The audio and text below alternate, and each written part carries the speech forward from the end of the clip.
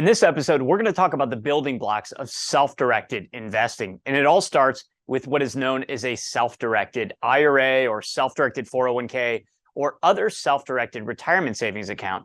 The ability to invest beyond the traditional stock market and invest in assets like real estate, private placement transactions, gold and silver, cryptocurrency, and much more. We'll talk about the rules and guidelines associated with these self-directed accounts. And then lastly, how to get started. And of course, as always on this episode, we'll answer one of our viewers' questions. So let's get started.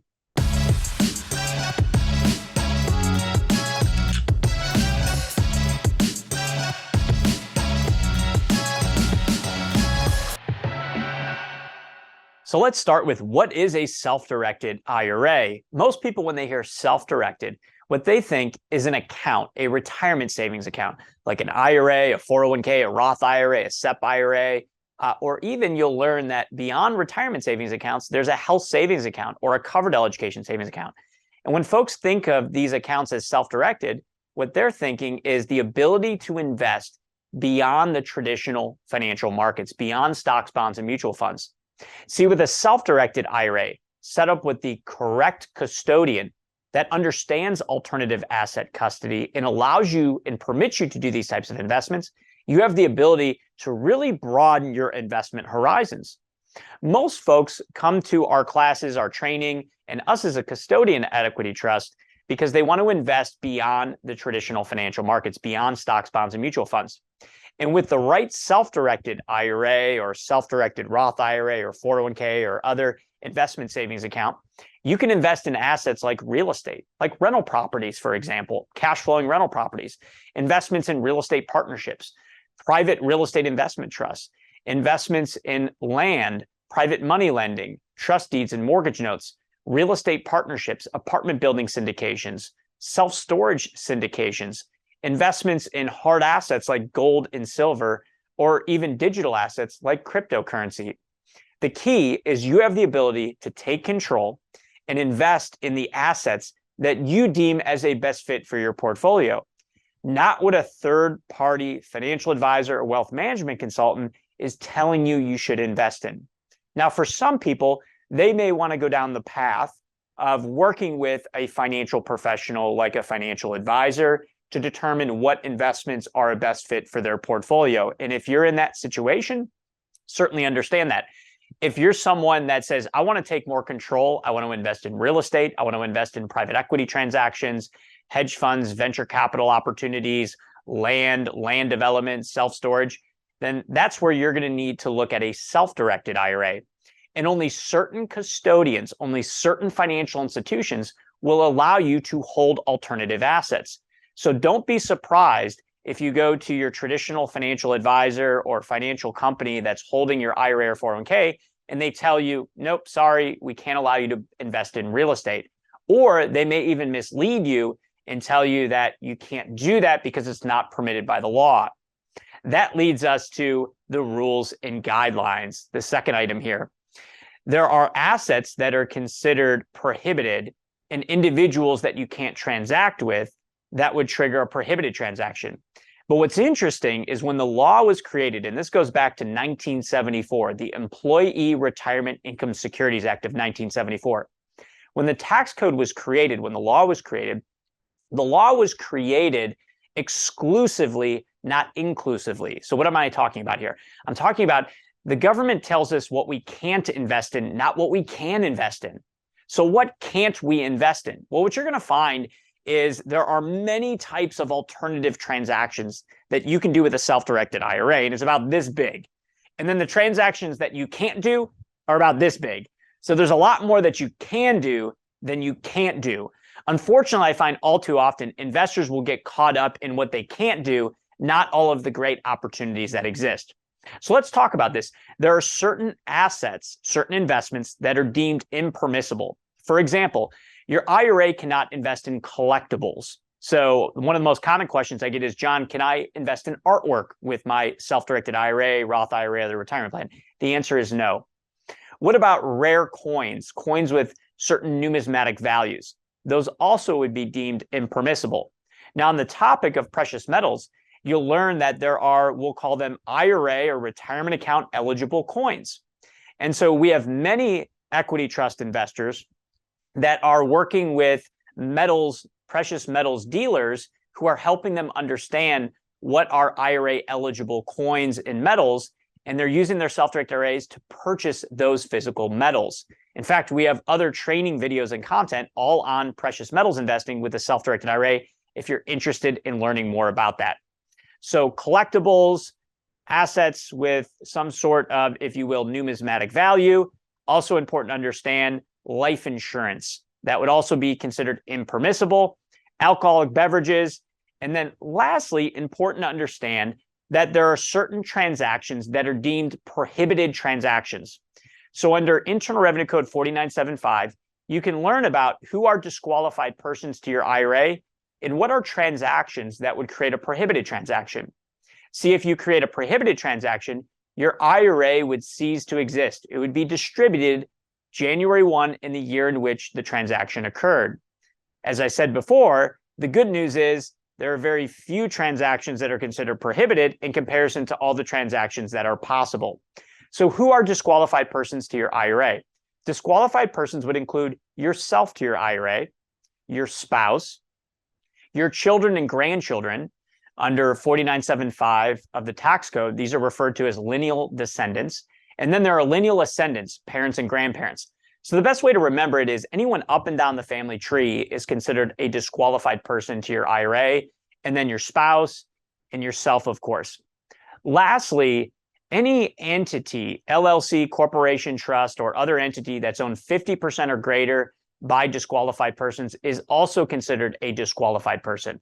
So the best way to remember this is any businesses that you are a part of, just consider those businesses or those entities also disqualified persons.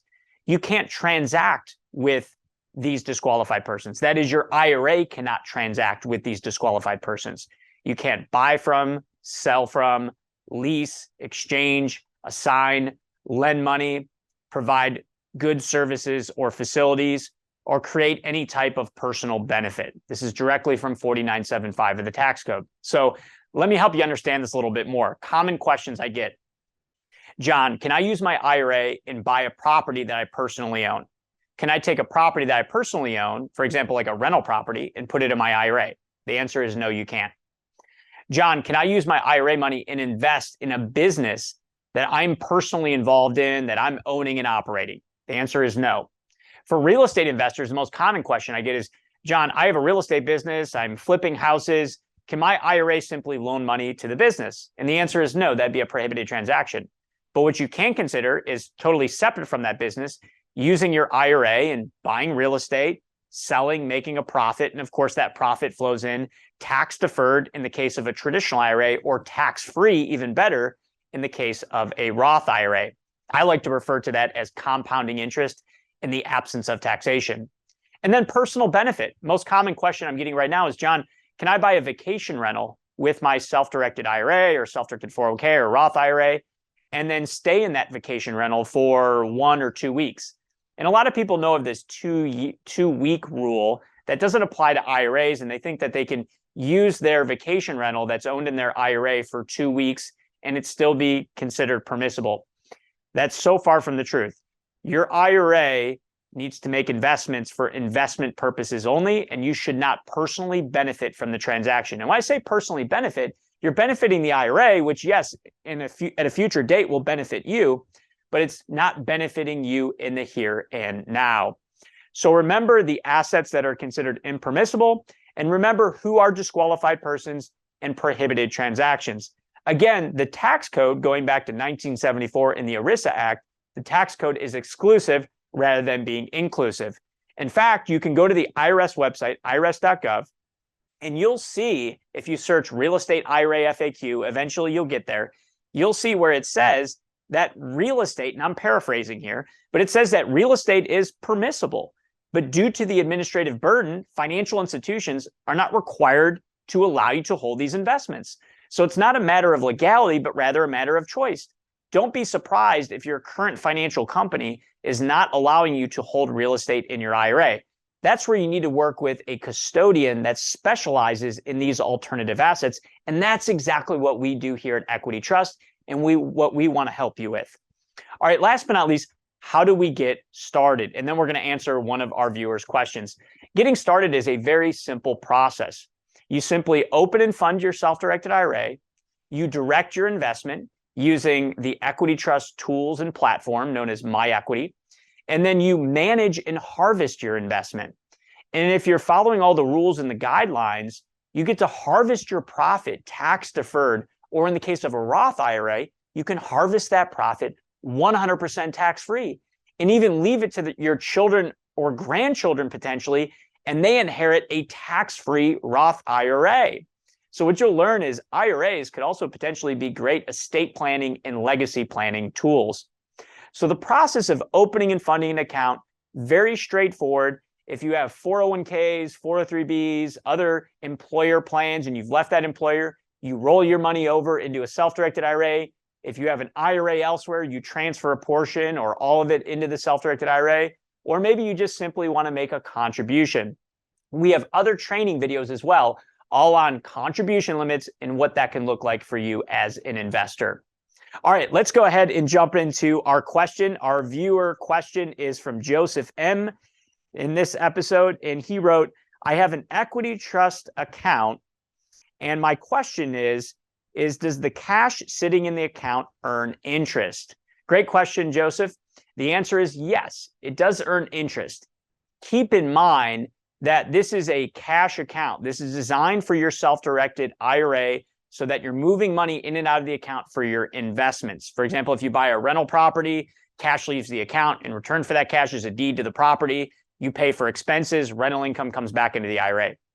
Now, the interest, you'll find you can go to the Equity Trust website and you can find where we post that specific interest rate, so you know exactly what you're making on your cash. Some other options to make potentially more than what the cash interest rate is paying. You can look at the mutual fund wizard. So built into your Equity Trust account, we have a mutual fund wizard that can allow you to invest in publicly traded, if you will, mutual funds. You also have the ability to, through the affiliate ETC brokerage services, potentially open a brokerage account and trade individual stocks, ETFs, and other publicly traded assets. That being said, many investors come to Equity Trust to focus on alternative assets, but it's good to know that you can do traditional investing as well as non-traditional alternative investing, all under the same umbrella. As I mentioned at the very beginning of the video, comment in the section below on any questions that you have. Last but not least, before we sign off here, if you are interested in learning more about some of the items that we talked about and going beyond how a self-directed IRA could potentially work for you, click the link to get access to our free self-directed IRA investor kit. Until the next episode, as always, continue to leverage compounding interest in the absence of taxation. Thank you.